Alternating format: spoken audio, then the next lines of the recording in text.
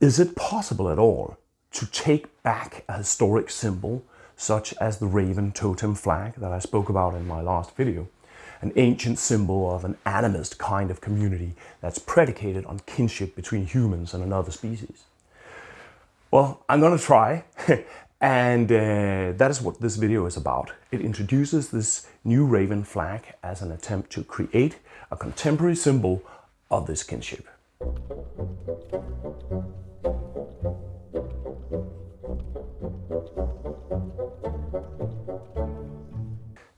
This is an attempt to build on the knowledge that I researched and that I presented in an online article and a video on the raven symbol as a totem.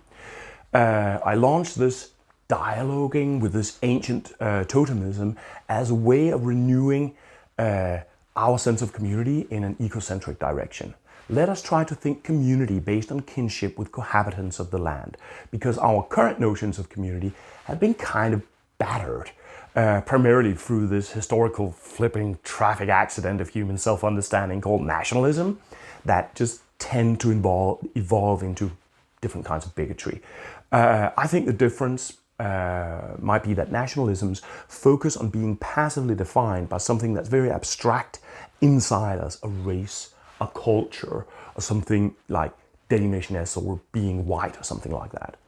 Totemism is an active way of building community, reaching out towards something other and something very concrete in building community. So this is very much not a nationalist or racial symbol. Raven is kin to many different peoples. You find raven myths in like South America or in the Abrahamic religion, Judaism, Christianity, and Islam have these very beautiful raven myths. So it would be a complete misunderstanding to see this as just this kind of limited ethno-nationalist symbol. In the last video, I explained how we can see specific Iron and Viking Age archaeology as a raven totem that's part of this trans-ethnic raven motif that you find among a lot of peoples around the Northern Hemisphere. For instance, in these Iron Age brooches from Scandinavia, we see the core totemic motif, which is the human inner nature of raven, similarly to what you find among, for instance, First Nations North Americans, who have these raven masks that have human faces inside. And this is totemism. The human inside the raven, but also the raven inside the human. The human member of a totem clan is a descendant of raven, so he has something raven inside him somehow. And this connectedness, it means exactly what it looks like. It means connectedness. And from our perspective today, it is very meaningful to dialogue with this ancient symbol in a way where we hear in it a call to a community based on this connectedness. Kinship with other than human beings. Human community inscribed in a wider community of beings, a less anthropocentric kind of community, one that doesn't sever us from nature.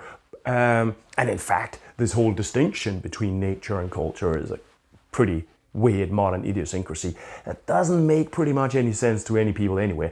But yeah, so I developed this design as part of my work with Nordic Animism, this attempt to understand the processes where our animist kinship ties with the world has historically been rejected. And this design of the raven flag is based on Iron Age and Viking Age archaeology from Scandinavia and England, and it's available now, so you can start using the raven flag if you want. You can put it on a flagpole outside your house if you want, or you can put it on a stick and bring it to a rock concert, or when you are protesting together with a native group whose land rights are being violated by some evil-ass fracking company close to where you live, then you can bring your own flag of kinship and respectful relation between humanity and nature. This design has been given shape in collaboration between myself, the designer Eva Nielsen, the textile expert Eva M.M. Engelhardt, my old friend, the amazing tattooist Uffe Berendt from Genungagop Art. It's a design that emphasizes the totemic aspect of raven, with the mask here in the middle. This mask signals human-raven mixing, the human face inside raven. And with this emphasis on the mask, we reclaim the specifically totemic meaning of the symbol. The raven totem is a super important symbol of humanity in kinship tie with nature. And we can take it back if we start using it in accordance with these meanings that are the deepest, I would say. Of course, there are other meanings. Symbols have many meanings, and if used in a war in the Viking Age, then the raven standard could have meant, you know, we're gonna kill you and the raven's gonna eat your rotting corpses and all that. But as I also mentioned in the last video, community symbols are of course militant when this community is using them in a war. If you carry any flag into a war, then it becomes militant as a function of that social situation, and that is the social situations where history recorded. So it's probably a little bit too prominent in the source material where we read about this symbol. So there's this mask in the middle, the totemic nature of raven as human inside. Parts of the design are inspired by archaeology, the head, the shape of the tail, the interlacing in the back. The mask is inspired by some of these fibulae or brooches where you find these interlacing masks inside the raven. But its shape is inspired by a specific find, which is that kind of mask, but on a runestone it's the beautiful Aarhus mask. I'm not going into scholarly debates about exactly what this mask represents. To me, the important thing is the basic one, and that is that it's a humanoid mask. It makes the raven Hugin and Munin in a sense. Thought and memory, the human inner nature of the Nordic raven. The wings are inspired by the well-known York raven penny, which some scholars believe to represent the raven flag.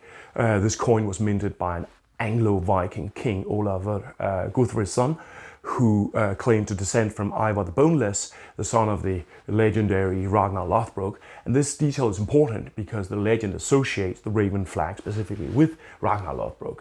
So whether Olaf was actually his descendant or not is a little bit less important. The fact that he claims this descent makes it likely that he would use the raven as a crest, hence that this very stylized bird does in fact represent a raven and not an eagle or a magpie or, I don't know, a parrot or something.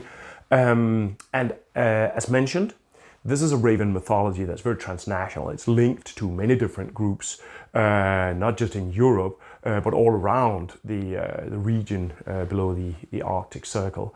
In Northern Europe, there's connection to specific groups among the Swedes, specific groups among the Danes, Norwegians, English groups particularly. You see it in Germanic and Frankish archaeology from the Merovingian age, and there's loads of raven mythology that I haven't even started looking at. Middle Eastern, Greco-Roman, Celtic, you know, probably also Slavic. And there are Old English royal genealogies that link early English dynasties to Odin or Woden, like it's also the case in Scandinavia, Denmark and Norway, for instance. So the point here is that perhaps part of our culture or community is comparable to the Haida or the Kwakiwaka in the way that perhaps we have Raven clan in our culture somehow. And we can take this back and create a kind of community that includes and honors this kinship and interdependence with nature. The raven is a Nordic, but also trans-ethnic symbol of this community that includes ties to nature. So let us take up this old symbol and bring it back to its original meaning. Speaking to Norwegian musician Einar Selvik, who at the time was working on his album called White Raven or Kvidraven, he made me aware of a Native American prophecy from the Yupik, that when the white raven returns, then a new spirituality will wake among humans. And in fact, the Kalaallit Inuit from Greenland had a saying called Tulukkakkotipata, which means when ravens turn white, meaning something impossible happens, because ravens are black. But I think this is the hour, because we need the impossible to happen. The populations of the world urgently need to refine their spiritual kinship with nature if we are to avert cataclysm. And we need this to happen now. I think this is the hour where the white raven returns. I think this is the hour where we raise the raven flag again, the flag of our ancestors, the flag of Ragnar Lothbrok, of the Scyldings and of the Saxons, because the world is in distress. Is dying, and the reason is that we have betrayed or broken those bonds of kinship that this flag symbolizes, and we urgently need to remake them. So this is the hour where we hear the call of Raven to refine that kinship with the world that will enable us to steer away from the Ragnarok that is ahead of us. This is the time for us to listen again to Raven's voice, the voice of our traditional knowledge that tells us to reclaim contact with ancestral wisdom and practice, the voice of the trickster that kindles the genius and the playfulness that we need to navigate the Ragnarok in front of us, the voice that tells us that we are part of this world, we're dependent on it, that urges us to remake the bond, the broken bond that caused the ongoing collapse of this world. This totemism is here in our heritage. It's ours. We can take it back. We urgently need to forge this kinship relation that this ancient, but newborn, newly forged totem flag represents.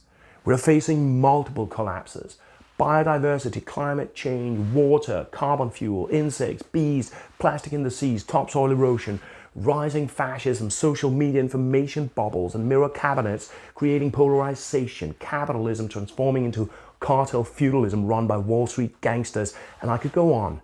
We must reclaim those rejected kinds of kinship and custodianship of the world that is inherent in our traditional knowledge. So let us raise the Raven flag again, brothers and sisters of all nations and colors, and siblings who don't identify as neither brothers nor sisters. Let us raise the Raven flag and recall and recreate the kinds of community that ties humanity into responsible kinship with the world.